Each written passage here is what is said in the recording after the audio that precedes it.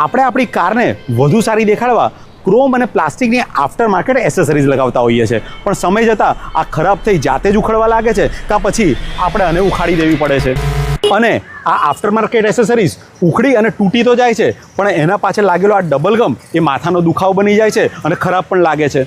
અને આ ડબલ ગમ લાંબા સમયથી લાગેલી હોવાથી ઉખડવાનું તો નામ જ નથી લેતી. અને જો કટર જેવી વસ્તુથી આને ઉખાડવાનો ટ્રાય કરીએ તો બોડી પર સ્ક્રેચ પડે છે અને બોડી ડેમેજ થાય છે. તો આ ડબલ ગમને તમારી કારના કલરને ડેમેજ કર્યા વગર ઉખાડવાની એક સસ્તી, સરળ અને સચોટ ટ્રીક બતાવું છું. આના માટે તમારે પહેલાં થોડું પેટ્રોલ લેવાનું છે અને પછી એને એક કોટન કપડામાં આ રીતે લઈ લેવાનું છે અને એ કોટન કપડાથી આને 2 મિનિટ સુધી પલાળવાનું છે. આ રીતે એને કમ્પ્લીટ પલાળી દેવાનું છે. 2 મિનિટ સુધી તમારે આ કરવાનું છે. પછી તમારે આને પેટ્રોલવાળા કપડાથી રબ કરવાનું છે.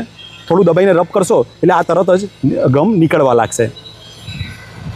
તમે જોઈ શકો છો ફટાફટ ગમ નીકળવા લાગ્યું છે. હવે તમે જોઈ શકો છો કે ડબલ ગમ કમ્પ્લીટ નીકળી ગયું છે અને પીસ પર કોઈ ડેમેજ કે સ્ક્રેચ પણ નથી પડ્યો અને કમ્પ્લીટ નવા જેવું થઈ ગયું છે. ઘણીવાર કારના બોડી પર ટાયરમાંથી ઉડી ડામર, સિમેન્ટ કે કેમિકલના આવા ડાઘ લાગી જતા હોય છે જે ગમે તેના સાફ કરવાથી નીકળતા જ નથી.